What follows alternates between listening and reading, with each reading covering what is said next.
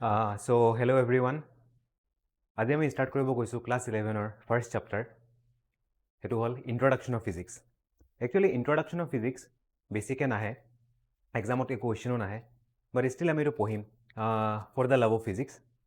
Actually এইটোকো বহুতকে ইগন'ৰ কৰা হয়, বাট আমি এইটো ষ্টাডি কৰিম এইটো চেপ্টাৰত। চ' ফিজিক্স একচুৱেলি কি হয়?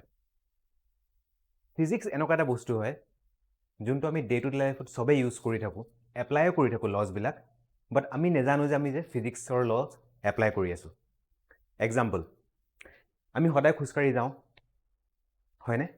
চ' ৰাস্তাৰ লগত আমাৰ কি থাকে? আমাৰ ভৰিৰ এটা কানেকশ্যন থাকে, ফ্ৰিকশ্যন হয়। সেইটো কি হয়? Force of friction. সেইটো এটা ফিজিক্সৰে বস্তু হয়। চিমিলাৰলি আমি যেতিয়া কিবা এটা বজাৰ কৰিবলৈ যাওঁ, শ্বপিং মলত যাওঁ, তেতিয়া আমি লিফ্টৰ ব্যৱহাৰ কৰোঁ, হয়নে? সেইটো তাত আপোনাৰ কি এপ্লাই হৈ আছে? তাত হৈ আছে নিউটনছৰ লজ অফ মোশ্যন। গাড়ীৰ মটৰৰ পৰা আদি কৰি ফেনৰ ছুইচৰলৈকে চব জেগাতে আমি ফিজিক্স এপ্লাই কৰি আছোঁ। হয়তো আমি বহুতে নাম নাজানো, কিন্তু য়েছ, গোটেইখিনি যিমানকেইটা বস্তু আমাৰ ডে টু ডে লাইফত ইউজ কৰি আছোঁ, সেইটোৱে হ'ল ফিজিক্সৰ লৰ পৰাই লোৱা হৈছে। চ' আমি ফিজিক্সৰ একচুৱেলি ইমান সৰু এটা ডেফিনেশ্যন হ'ব নোৱাৰে। ফিজিক্স একচুৱেলি বেচিকেলি হয় নেচাৰক ষ্টাডি কৰা, হাউ নেচাৰ ৱৰ্কছ, নেচাৰে কেনেকৈ কাম কৰে, আমাৰ প্ৰকৃতিয়ে কেনেকৈ কাম কৰে। চ' সেইবিলাকেই হ'ল যি নিয়ম দ্বাৰা, যি লৰ দ্বাৰা আমাৰ এই প্ৰকৃতিয়ে, আমি দেখি আছোঁ নানান ধৰণৰ বস্তু হৈ আছে আমাৰ আশে পাশে। চ' সেইবিলাক গোটেইখিনিৰ মূল বস্তুটোৱে হ'ল physics. So' basically physics is nothing but, so' আমি ফিজিক্সক আমি ক'ব পাৰোঁ physics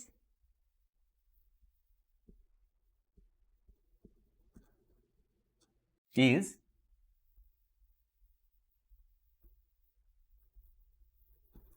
study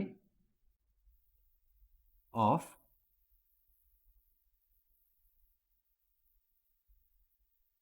nature and natural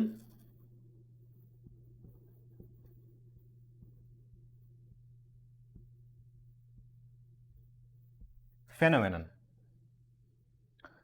ঠিক আছে, এটাতো আমি গম পাই গ'লোঁ, ফিজিক্সৰ ডেফিনেশ্যনো পঢ়ি গ'লোঁ। ফিজিক্স মানে কি হয়? গুগলত যদি চাৰ্চ কৰে, গুগলত বেলেগ বেলেগ ধৰণৰ ডেফিনেশ্যন পোৱা যায়, বাট চিম্পল লেংগুৱেজত ফিজিক্সত একো মুখস্থ কৰিবলগীয়া একো নাথাকে, যোনটো আজিকালি কনচেপ্ট হৈ গৈছে। জাষ্ট মানে নোট দিয়া হয় ষ্টুডেণ্টবিলাকক, আৰু জাষ্ট সেইবিলাকক নোটবিলাকক মুখস্থ কৰি কিছুমানে পঢ়ি লয়। চ' সেইটো হিচাপত যদি ফিজিক্স পঢ়িব যাওঁ, তেতিয়াহ'লে একো ফিজিক্সৰ একো লাভ নাথাকে। কাৰণ যদি ফিজিক্সৰ যদি সেইটো হিচাপত পঢ়িবলৈ যাওঁ, ফিজিক্সটো চাপ'জকে টান হৈ পৰে। চ' এইটো ক্লাছৰ দ্বাৰা মই এইটোৱে ক'ব বিচাৰিছোঁ, ফিজিক্স এটা বহুত ইজি ছাবজেক্ট সেইটোক যদি আপোনালোকে ভাল পাই পেলাই পঢ়ে।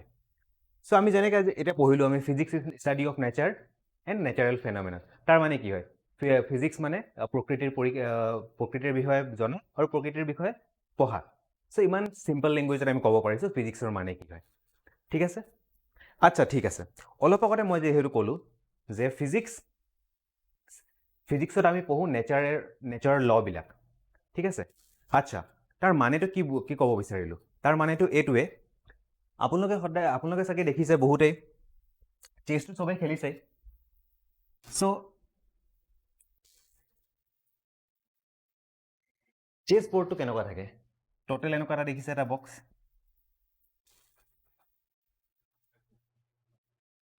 এই বক্সত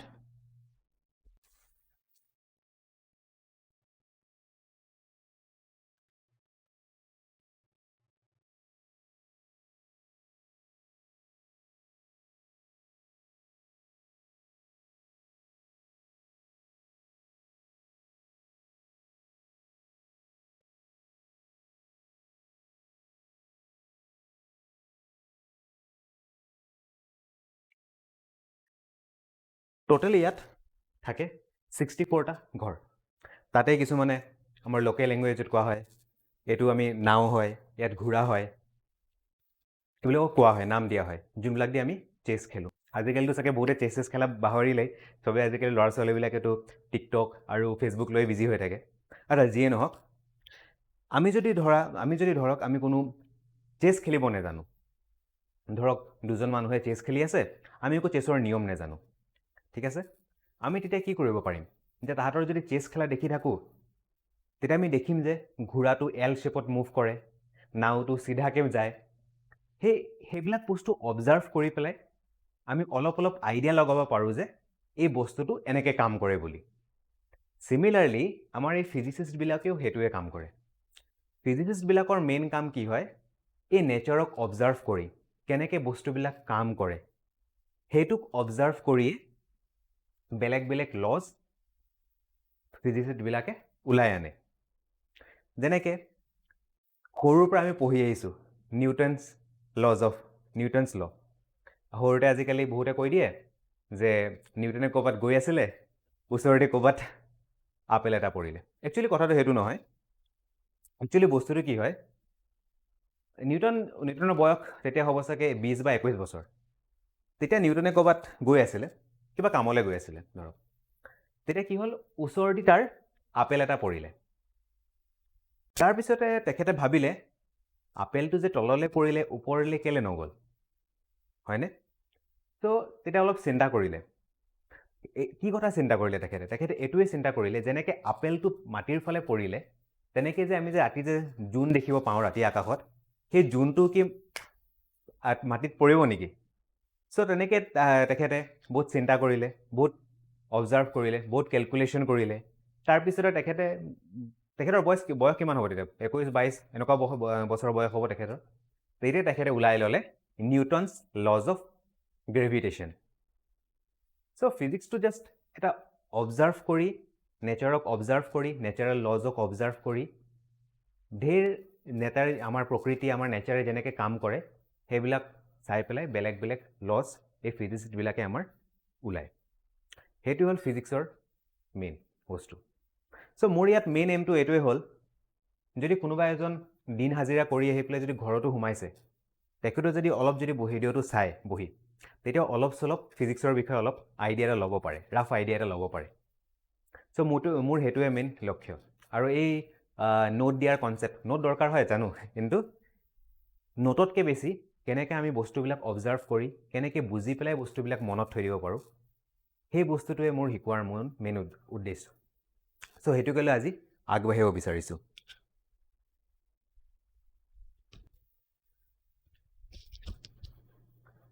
চ' আচ্ছা, এইখিনি আহিলে ফিজিক্সৰ মেইন বস্তুখিনিৰ কথা।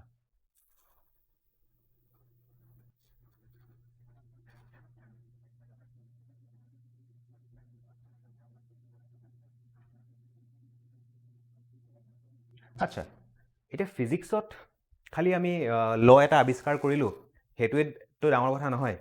খালি ল এটা আৱিষ্কাৰ কৰিলেতো নহ'ব, সেইটো কিবা এটা এপ্লাইও দেখাব লাগিব। যেনেকৈ যেতিয়ালৈকে মানুহৰ সেই বস্তুটো এপ্লাই কৰিব নোৱাৰে, ক'ৰবাত এপ্লাই কৰিব নোৱাৰে, তেতিয়ালৈকে মানুহৰ সেইটো কাৰণে একো উপযোগী নহয় বস্তুটো। চ' কেনেকৈ আমি ডে টু ডে লাইফত আমি ফিজিক্সৰ লজবিলাক আমি এপ্লাই কৰি আছোঁ। যেনেকৈ আমি কি ইউজ কৰোঁ, ছেটেলাইট বা ৰকেট যেতিয়া লঞ্চ কৰা হয়, ছেটেলাইট যেতিয়া এটা লঞ্চ কৰা হয়, ছেটেলাইট লঞ্চ কৰা হয়, তেতিয়া আমি কি ইউজ কৰোঁ, তেতিয়া আমি ইউজ কৰোঁ নিউটনছ লজ অফ মোশ্যন, হয়নে? তেনেকেই যেতিয়া আমি টেম্পাৰেচাৰৰ বিষয়ে পঢ়োঁ, হিট বা গাড়ীৰ ইঞ্জিনৰ বিষয়ে পঢ়োঁ, তেতিয়া আমি কি ইউজ কৰোঁ, যেনেকৈ হিট ইঞ্জিন, যোনটো আমি গাড়ীৰো ইঞ্জিন হিচাপে ব্যৱহাৰ কৰোঁ, সেইটো যদি পঢ়িব যাওঁ তেতিয়া আমি লজবিলাক পঢ়োঁ, ফিজিক্সে দিয়া লজ। সেই লজবিলাক হ'ল লজ অফ থাৰ্মোডাইনামিক্স।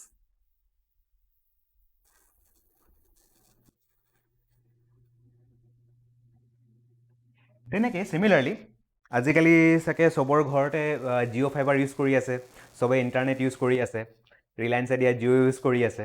চ' চবৰ মুখে মুখে শুনি থাকোঁ জিঅ' ফাইবাৰ। কি হয় জিঅ' ফাইবাৰ? জিঅ' ফাইবাৰ হ'ল একচুৱেলি এইটো জিঅ' ফাইবাৰ যে আৱিষ্কাৰ কৰি ওলালে ইমান ফাষ্ট ইণ্টাৰনেট স্পীড পাই আছোঁ আমি এইটো যুগত তাৰ মূলভূত বস্তুটোৱে হ'ল অপটিকেল ফাইবাৰ আৰু সেই অপটিকেল ফাইবাৰটো ক'ৰ পৰা আহিছে ফিজিক্সৰ এটা লজ এটা আছিলে ক্লাছ 10ত আছিলে টোটেল ইণ্টাৰনেল ৰিফ্লেকশ্যন চ' আমি যে ডে টু ডে লাইফত যে ইণ্টাৰনেট ইউজ কৰি আছোঁ ইমান ফাষ্ট ইণ্টাৰনেট ইউজ কৰি আছোঁ সেইটোৰ পাছত আছে অপটিকেল ফাইবাৰ আৰু সেই অপটিকেল ফাইবাৰটো ক'ৰ পৰা আহিছে ফিজিক্সৰ টোটেল ইণ্টাৰনেল ৰিফ্লেকশ্যনৰ ল'ৰ পৰা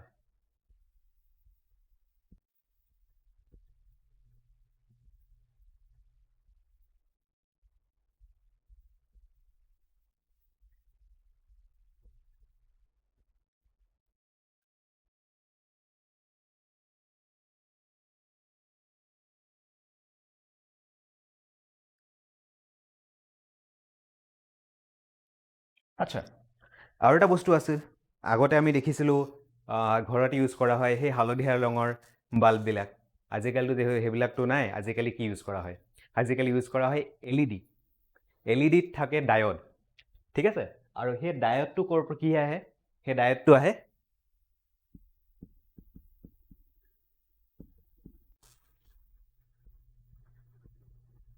ফটো ডায়ড আচ্ছা চ' এইবিলাক আছে এনেকুৱা ধৰণৰ ঢেৰ এক্সাম্পল আছে ফিজিক্সত যোনবিলাক দেখাব পৰা যায় যে আমি ডে টু ডে লাইফত আমি কোন কোন জেগাত এই ফিজিক্সৰ লজবিলাক ইউজ কৰি আমি নিজে বেনিফিট ল'ব পাৰিছোঁ আচ্ছা ঠিক আছে এতিয়া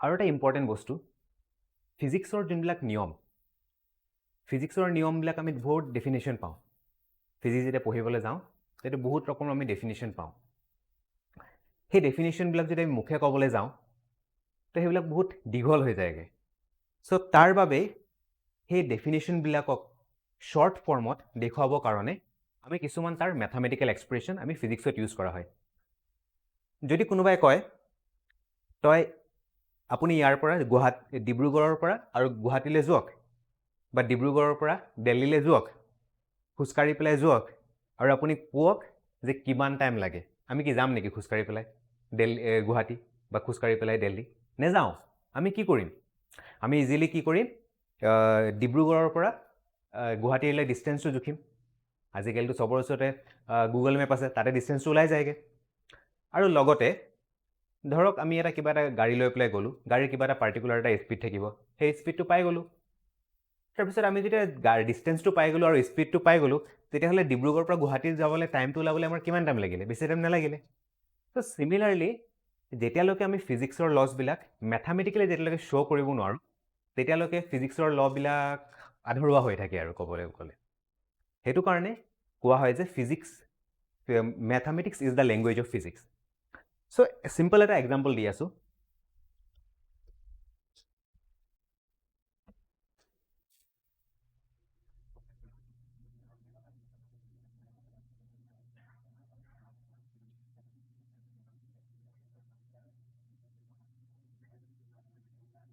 ক্লাছ 8 বা 9ত চবেই নিউটনছ ল'টো অলপ পঢ়িছিলে ইমান ডিপলি পঢ়া নাই বাট তথাপিও অলপ চলপ পঢ়িছিলে যে আমাৰ এই পৃথিৱীত বা বিশ্বব্ৰহ্মাণ্ডত বা এই ইউনিভাৰ্চত এটা বস্তুৱে আৰু এটা বস্তুক কি কৰে আকৰ্ষণ কৰে every object in the universe attracts each other আচ্ছা ঠিক আছে চ' সেইটো কাৰণে এটা আমি তাৰ পৰা এটা ল এটা আমি পাওঁ বা মেথামেটিকেল এক্সপ্ৰেশ্যন এটা পাওঁ সেই মেথামেটিকেল এক্সপ্ৰেশ্যনটো হ'ল কি F is equals to G M1 M2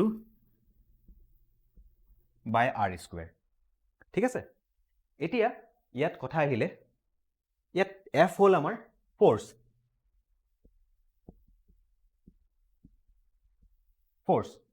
আৰু আমাৰ ইয়াৰ G হ'ল ইউনিভাৰ্চেল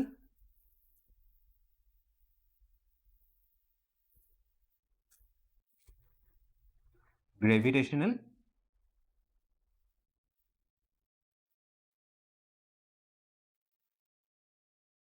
কনষ্টেণ্ট ঠিক আছে ইয়াত এই জিৰ মানটো থাকে এইটো কেলকুলেট কৰি ওলাইছিলে চাইণ্টিষ্টবিলাকে ইয়াৰ মান থাকে ভেলু থাকে 6.67 into 10 to the power minus 11 Newton meter square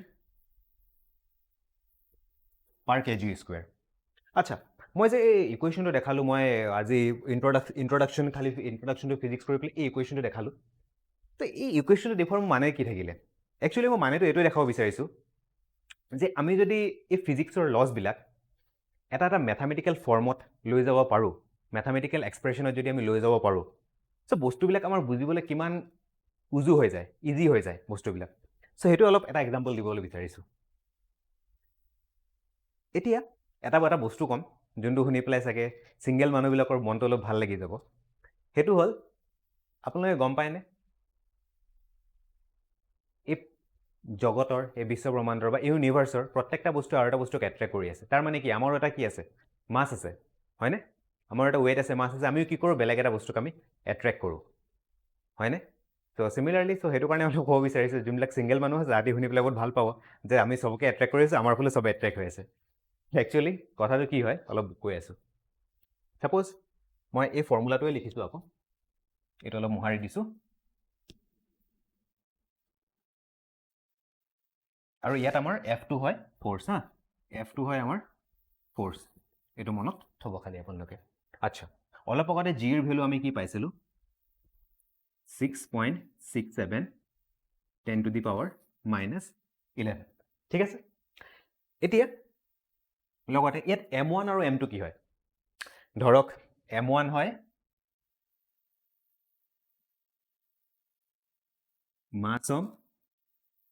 mass of Roman আৰু M2 হ'ল mass of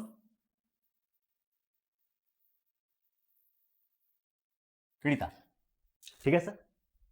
আচ্ছা, এতিয়া মই ধৰি লৈছোঁ এই M1ৰ ভেলুটো মই ধৰি লৈছোঁ, ছাপ'জ 70 kg। এই M1ৰ ভেলু মই ধৰি লৈছোঁ 70 kg, ঠিক আছে? আৰু এই M2ৰ ভেলু, মাছ অফ ৰিতা, তাৰ ভেলু ছাপ'জ ধৰি লৈছোঁ মই 60 kg, ঠিক আছে? এতিয়া আৰু এই ৰমেন আৰু ইয়াত আছে আমাৰ ৰিতা,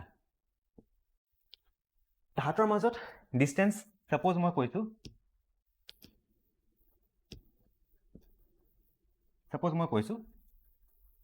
100 মিটাৰ, 100 মিটাৰ। আচ্ছা, অলপ আগতে ক'লোঁ according to Newton's law of gravitation everybody in the universe attracts each other. So' তাৰ মানে কি, যদি ৰমেনৰো মাছ আছে, ৰিতাৰো মাছ আছে, they both will attract each other, right? চ' তেতিয়াহ'লে এই ৰমেন আৰু ৰিতা লগ লাগি কেলৈ যোৱা নাই, হয়নে? সেইটো অলপ ভাবিবলগীয়া কথা। যদি ইয়াত যদি এপ্লিকেবল নহয়, তেতিয়াহ'লে মানে কি হয়, এই লটো ফেইল হৈ গ'ল। চ' অলপ বস্তুটো বুজিবলৈ চেষ্টা কৰিছোঁ ইয়াত, ঠিক আছে? ইয়াত M1 মাছ অফ ৰমেন, তাৰ মাছ হৈ গ'ল 70 kilo. M2 much of Rita, তাৰ মাছ হৈ গ'ল 60, আৰু তাহাঁতৰ ডিষ্টেঞ্চ কিমান, R স্কুৱেৰ, মানে এইটো হৈ গ'ল আমাৰ R, আৰু R স্কুৱেৰ মানে কি, R স্কুৱেৰক আমি লিখিব পাৰোঁ 100 × 100, হয়নে? চ' মই কি কৰোঁ এতিয়া, এই জিৰ'টো কাটি দিছোঁ, A0 দি কাটি দিছোঁ মই, ঠিক আছে? এতিয়া মই এনেকৈ লিখিব পাৰোঁ 6.67 × 10 to the power minus 11, আচ্ছা, এইটো 100, এই 100টো যদি মই ওপৰলৈ গুচি যায় কি হৈ যাব, এইটো আমাৰ হৈ যাব 10 to the power minus 2, হয়নে? আৰু ইয়াত আমাৰ কি থাকিলে 7 × 6, ঠিক আছে? ইয়াত আমাৰ আহি গ'ল 7 × 6। চ' আমি কি পালোঁ, 6.67 × 10 to the power minus 13 × 42। Still আমি দেখিব পাইছোঁ যে এইফালে 6 আৰু 6, এইটো মোৰ ৰাফলি মই 70 ধৰি লৈছোঁ, আৰু এইফালে মই 40 মোটামুটি এইটোক মই ৰাউণ্ড ফিগাৰ কৰি পেলাই 40 ধৰি লৈছোঁ, 7 × 40 280 ধৰি লৈছোঁ, 280 × 10 to the power minus 13। চ' আমি দেখিব পাইছোঁ আৰু ফ'ৰ্চৰ ইউনিট কি থাকে আমাৰ ফ'ৰ্চৰ ইউনিট থাকে আমাৰ স্কুলতো পঢ়ি আহিছোঁ আমি ফ'ৰ্চৰ ইউনিট থাকে আমাৰ নিউটন হয়নে চ' এই ৰীতা আৰু ৰমেন ইমান ওচৰত থাকিও তাহাঁতৰ মাজত ফ'ৰ্চ অফ এট্ৰেকশ্যন আছে তথাপিও তাহাঁতি লগ লাগি যোৱা নাই ৰিজন এইটোৱে ইয়াত দেখিব পাইছে এই যে ফ'ৰ্চটো আমি যোনটো কেলকুলেট কৰি পালোঁ সেইটোৰ মানটো আমাৰ কিহত আহিছে নেগেটিভ পাৱাৰ অফ 13 তো তাহাঁতৰ মাজত ফ'ৰ্চটো ইমানেই কম হয় যে তাহাঁতৰ মাজত যিমানে জিত নাথাকক কিয় তাহাঁতি কেতিয়াও লগ লাগি যাব নোৱাৰে বিকজ তাহাঁতৰ মাজত এই force of attraction is very less so' এই বস্তুবিলাকক যদি আমি সেইটো কাৰণে মই অলপ আগতে ক'লোঁ যে mathematics is the language of physics so' ফিজিক্সক আমি এক্সপ্লেইন কৰিবলৈ কাৰণে আমি মেথামেটিক্স ইউজ কৰি থাকোঁ আচ্ছা ঠিক আছে আমি এতিয়া অলপ ফ'ৰ্চৰ বিষয়ে পঢ়িলোঁ এতিয়া আপোনালোকে মোক সুধিব পাৰে আচ্ছা আপুনিতো এইটো ফ'ৰ্চৰ কথা ক'লে এইটো আমি স্কুলতো পঢ়ি আহিছিলোঁ নিউটনছ ল আচ্ছা ঠিক আছে কওকচোন এই আমাৰ এই নেচাৰত কিমান ধৰণৰ আমাৰ ফ'ৰ্চ এক্সিষ্ট কৰে চ' আমাৰ এই নেচাৰত বা আমাৰ এই প্ৰকৃতিত যিও কওক অসমীয়াত প্ৰকৃতি বুলি কয় নেচাৰক আচ্ছা আমাৰ এই নেচাৰক টোটেল 4 ধৰণৰ ফ'ৰ্চ এক্সিষ্ট কৰে এই 4 ধৰণৰ ফ'ৰ্চ কি হয় অলপ কৈ দিছোঁ এটা ফ'ৰ্চৰ বিষয়েটো চবেই জানে সেই ফ'ৰ্চটো হ'ল আমাৰ gravity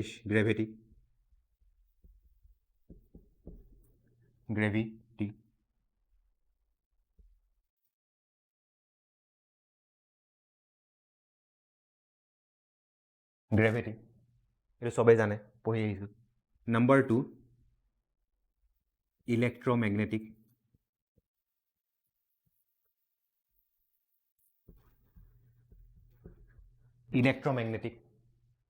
number 3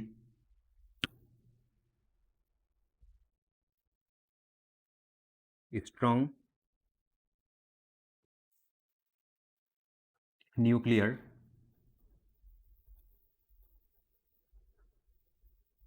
force number 4 weak nuclear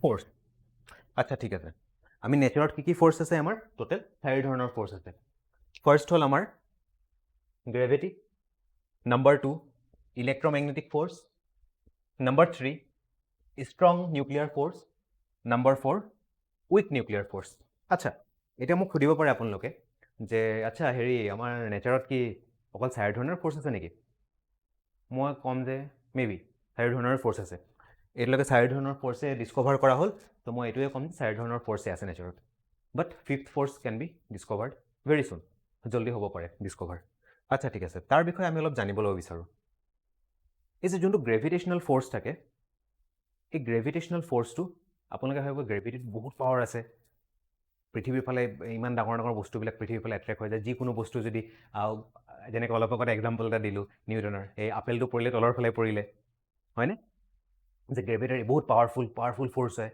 ত' গ্ৰেভিটি চব নিজৰ ফালে টানি লয় পৃথিৱী যেনেকৈ চব বস্তু নিজৰ ফালে আকৰ্ষণ কৰে তো আপোনালোকে ভাবিব পাৰে যে গ্ৰেভিটি বহুত ষ্ট্ৰংগেষ্ট ফ'ৰ্চ হয় বাট একচুৱেলি নহয় gravity is the weakest force in nature ঠিক আছে গ্ৰেভিটি আমাৰ হয় উইকেষ্ট ফ'ৰ্চ চবতকৈ উইকেষ্ট ফ'ৰ্চ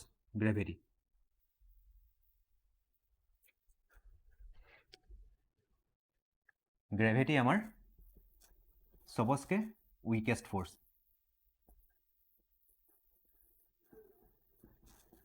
গ্ৰেভিটি আমাৰ চবতকৈ উইকেষ্ট ফ'ৰ্চ হয় আচ্ছা এতিয়া কথা আহিলে ইলেক্ট্ৰমেগনেটিক ফ'ৰ্চ কি হয় অলপ বুজাব বিচাৰিছোঁ আপোনালোকে গম পায় সৰুতে পঢ়ি আছে পজিটিভ চাৰ্জে কি কৰে ৰিপেল কৰে বিকৰ্ষণ কৰে আৰু পজিটিভ আৰু নেগেটিভে কি কৰে আকৰ্ষণ কৰে এট্ৰেক্ট কৰে হয়নে চ' এই যে ইলেক্ট্ৰমেগনেটিক ফ'ৰ্চ আছে এইটো এটা ষ্ট্ৰং ফ'ৰ্চ হয় এইটো এটা কি ফ'ৰ্চ হয় ষ্ট্ৰং ফ'ৰ্চ হয়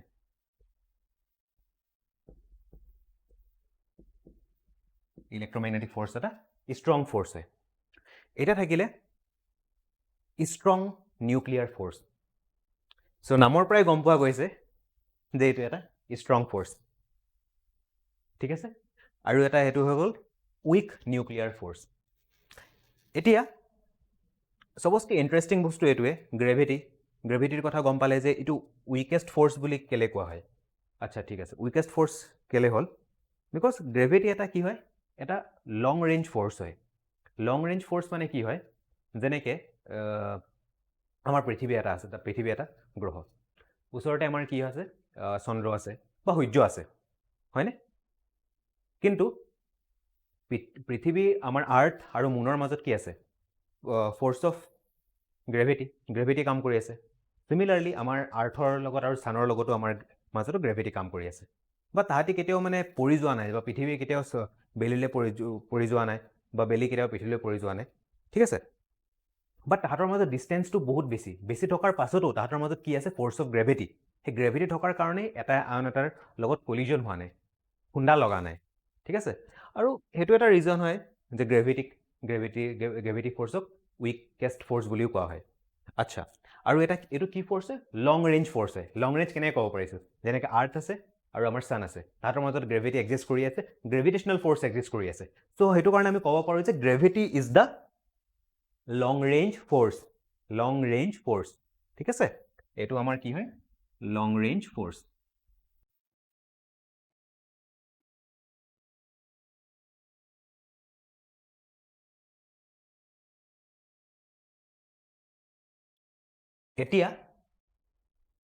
এতিয়া নেক্সট আহিলে ইলেক্ট্ৰমেগনেটিক ফ'ৰ্চ।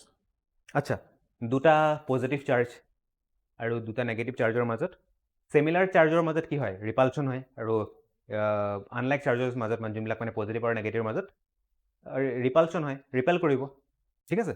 চ' সেইটো এটা কি হয়, তাহাঁতৰ মাজত ডিষ্টেঞ্চটো কিন্তু বহুত কম থাকে। আৰু এইটোক আমাৰ শ্বৰ্ট ৰেঞ্জ ফ'ৰ্চ হয় একচুৱেলি, ইলেক্ট্ৰমেগনেটিক ফ'ৰ্চ। এইটো আমাৰ শ্বৰ্ট ৰেঞ্জ ফ'ৰ্চ হয়। এইটো আমাৰ শ্বৰ্ট ৰেঞ্জ ফ'ৰ্চ। আচ্ছা, এতিয়া আহিলে আমাৰ এইটোতো গম পালোঁ, গ্ৰেভিটিৰ কথা গম পালোঁ, ইলেক্ট্ৰমেগনেটিৰ কথাই গম পালোঁ। বিকজ আমি ডে টু ডে লাইফত আমি পাই আছোঁ, চবেই গম পায় গ্ৰেভিটিৰ কথা, চবেই গম পায়।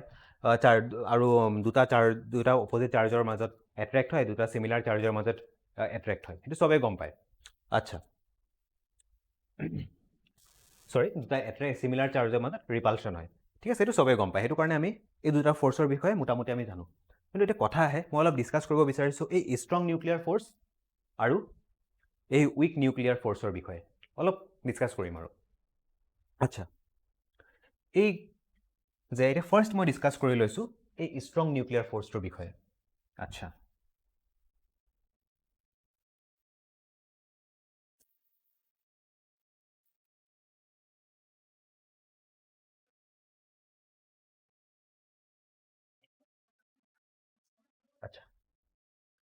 আমি স্কুলতো পঢ়িছিলোঁ এটম, হয়নে? এটমৰ বিষয়ে পঢ়িছিলোঁ, পৰমাণু। আচ্ছা, এটা এটম আছে, ঠিক আছে। এইটো ধৰিছোঁ, এটা অলপ ডাঙৰকৈ আঁকিছোঁ। এইটো ধৰিছোঁ আমাৰ এটা এটম, ঠিক আছে। এইটো এটা আমাৰ atom, this is a atom. আৰু আমি গম পাওঁ, স্কুলতো পঢ়িছোঁ, আৰু বেছি এতিয়া ইমান ডিপলি নাযাওঁ, জাষ্ট ইণ্ট্ৰডিউচ কৰি দিছোঁ অলপ বস্তুবিলাক, বেকগ্ৰাউণ্ডটো। আচ্ছা, এটম, এই এটমৰ চবফালে আমাৰ কি ঘূৰি থাকে, এটমৰ চবফালে আমাৰ এই ইলেক্ট্ৰনবিলাক ঘূৰি থাকে। আৰু ইলেক্ট্ৰনৰ চাৰ্জ কি থাকে, আমাৰ নেগেটিভলি চাৰ্জ, ঠিক আছে। সেইটো কাৰণে মই নেগেটিভ চাইন এটা দিছোঁ। এইটো আমাৰ কি ঘূৰি থাকে, এটমৰ চবফালে আমাৰ ইলেক্ট্ৰনছ ঘূৰি থাকে, ইলেক্ট্ৰনছ ঘূৰি থাকে। আৰু এই এটমৰ ভিতৰতে মাজতে এটা নিউক্লিয়াছ থাকে। এটমৰ মাজতে এটা কি থাকে, নিউক্লিয়াছ থাকে। আচ্ছা, ইয়াত কি থাকে, আমাৰ নিউক্লিয়াছ, ঠিক আছে। নিউক্লিয়াছটো, এটমৰ মাজত কি থাকে, আমাৰ নিউক্লিয়াছ। আচ্ছা, ইমানখিনিলৈকে আমি গম পালোঁ। আচ্ছা, ঠিক আছে। এতিয়া এই এটম আহিলে, এটম থাকিলে, এই এটমৰ চবফালে আমাৰ ঘূৰি থাকে ইলেক্ট্ৰন, আৰু এই এটমৰ ভিতৰত থাকে আমাৰ নিউক্লিয়াছ, আৰু এই নিউক্লিয়াছটো সদায় আমাৰ কি হয় সদায় পজিটিভলি চাৰ্জ।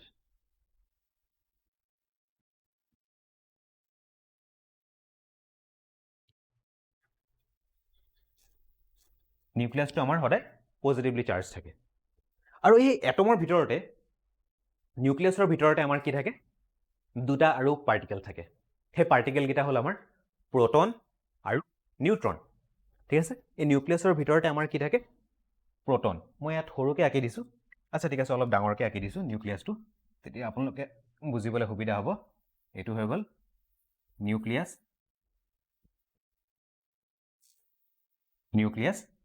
আৰু এই নিউক্লিয়াছৰ ভিতৰত আমাৰ কি থাকে, প্ৰটন। আৰু প্ৰটনটোক মই ডাঙৰকৈ নাই লিখা, এইটো সৰুকৈ পি বুলি দি দিছোঁ চিম্বল। আৰু থাকে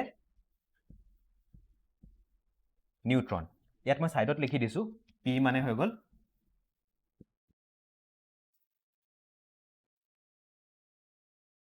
প্ৰটন, আৰু এন মানে হৈ গ'ল আমাৰ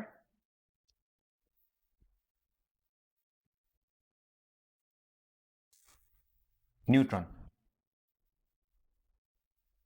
ঠিক আছে, পি মানে হৈ গ'ল আমাৰ প্ৰটন, এন মানে হৈ গ'ল আমাৰ নিউট্ৰন। আচ্ছা ঠিক আছে, আৰু পি হ'ল প্ৰটন, আৰু প্ৰটনৰ চাৰ্জটো সদায় আমাৰ থাকে পজিটিভ। প্ৰটনৰ চাৰ্জ আমাৰ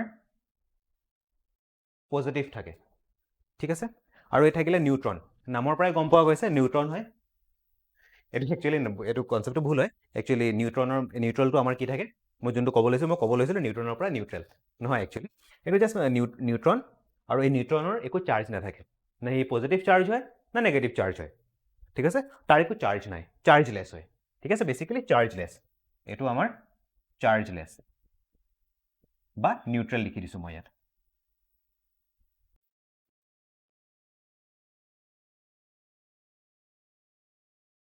নিউট্ৰেল। ঠিক আছে, অ'কে। তেতিয়াহ'লে এতিয়ালৈকে আপোনালোকে ভাবিছে চাগে, আপুনি অলপ আগতে ক'লে যে দুটা পজিটিভ চাৰ্জৰ মাজত সদায় কি হয়, তাহাঁতি সদায় বিকৰ্ষণ কৰে বা ৰিপেল কৰে, আৰু দুটা নেগেটিভ চাৰ্জৰ মাজত সদায় বিকৰ্ষণ হয় বা ৰিপেল হয়। ঠিক আছে, আপোনালোকৰ মাইণ্ডত চাগে এটা কুৱেশ্যন এটা ঘূৰি আছে।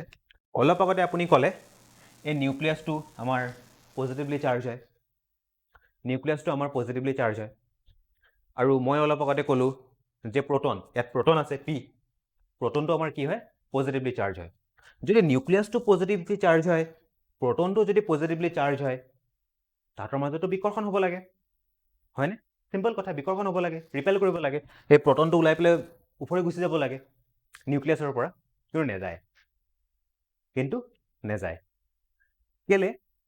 সেইবিলাক বস্তু এতিয়া ডিছকাছ নকৰোঁ, পিছে নেচাৰে এনেকৈ বনাই দিছে, বা আপোনালোকে যি নেচাৰ কওক, ভগৱান কওক, যিয়ে কওক, আপোনালোকে এনাৰ্জি বুলি মানক, যি বুলি মানক, এনেকৈ বনাই দিছে নিউক্লিয়াছটো পজিটিভ চাৰ্জ হয়, প্ৰটনটো পজিটিভ চাৰ্জ হয়, দুটাই পজিটিভ চাৰ্জ হোৱাৰ পাছতো বাহিৰৰ পৰা এনেকুৱা এটা ফ'ৰ্চ আছে, এনেকুৱা এটা ষ্ট্ৰং ফ'ৰ্চ আছে, যোনটো দি এই নিউক্লিয়াছ আৰু এই প্ৰটন একেলগে টাইটকৈ বান্ধি আছে, বান্ধ খোৱা আছে। কিমান ইণ্টাৰেষ্টিং হ'ব পাৰে বস্তুটো। অলপ আগতে আমি স্কুলতো পঢ়িছিলোঁ যে দুটা পজিটিভ চাৰ্জ এট্ৰেক্ট কৰে, দুটা পজিটিভ চাৰ্জ ৰিপেল কৰে, আৰু ইয়াত পঢ়িছোঁ আমি দুটা পজিটিভ চাৰ্জ একেলগে টাইটকৈ বান্ধ খাই আছে, দুটা অপজিট হৈ যায়গৈ। চ' সেইটো অলপ ইণ্টাৰেষ্টিং বস্তু হয় ফিজিক্সৰ, সেইটো আগতে গ'লে অলপ ডিছকাছ কৰিম আমি। আচ্ছা ঠিক আছে, চ' সেইটো কাৰণে আমি ক'ব পাৰোঁ যোনটো যে নিউক্লিয়াৰ ফ'ৰ্চটো যোনটো আছে, সেইটো ইউনিভাৰ্চৰ ভিতৰত চবতকৈ ষ্ট্ৰংগেষ্ট ফ'ৰ্চ। চ' মই ক'ব পাৰোঁ nuclear force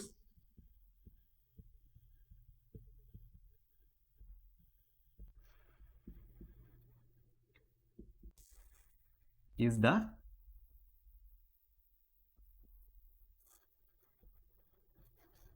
strongest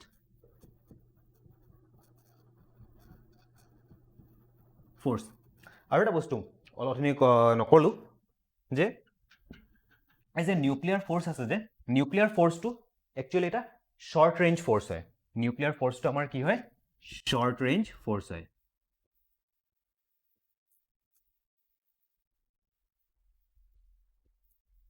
short range force. আচ্ছা, এইখিনি থাকিলে এইটো আমি পঢ়িলোঁ ষ্ট্ৰংগেষ্ট ফ'ৰ্চ বা ষ্ট্ৰং নিউক্লিয়াৰ ফ'ৰ্চ। এতিয়া আমি আহি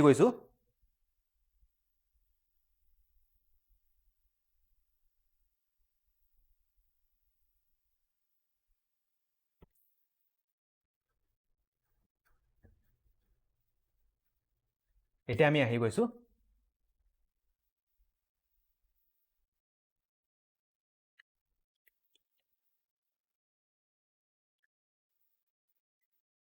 weak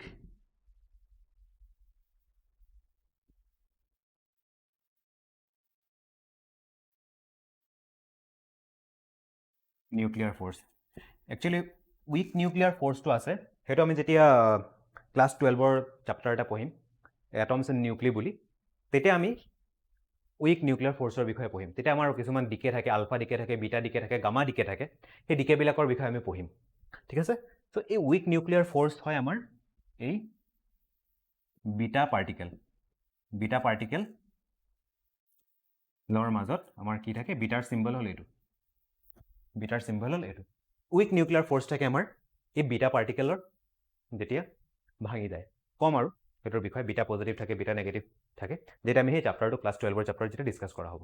আচ্ছা, আজি খালি এইটো অলপ ইণ্ট্ৰডাকশ্যন দি দিছোঁ যে আমি in the world of physics, এই ফিজিক্সৰ পৃথিৱীখনত আমি কি পঢ়িম, কি ডিছকাছ কৰিম, সেইটোৰ বিষয়ে অলপ বেছিক আইডিয়া এটা দি দিছোঁ, যাতে আপোনালোকে গম পাব পাৰে আমি নেক্সট ডেজবিলাকত আমি কি পঢ়িব পাৰোঁ বুলি।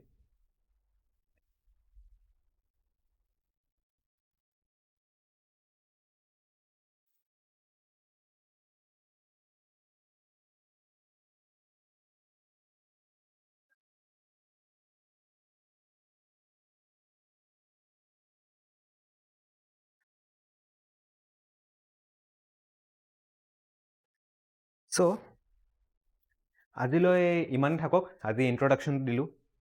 নেক্সট ক্লাছত আমি পঢ়িম ফিজিকেল কুৱেণ্টিটি, আৰু তাৰপিছত আহিব ইউনিটছ এণ্ড ডাইমেনশ্যন থাকিব, একক, আমি সেইবিলাকৰ বিষয়ে অলপ পঢ়িম।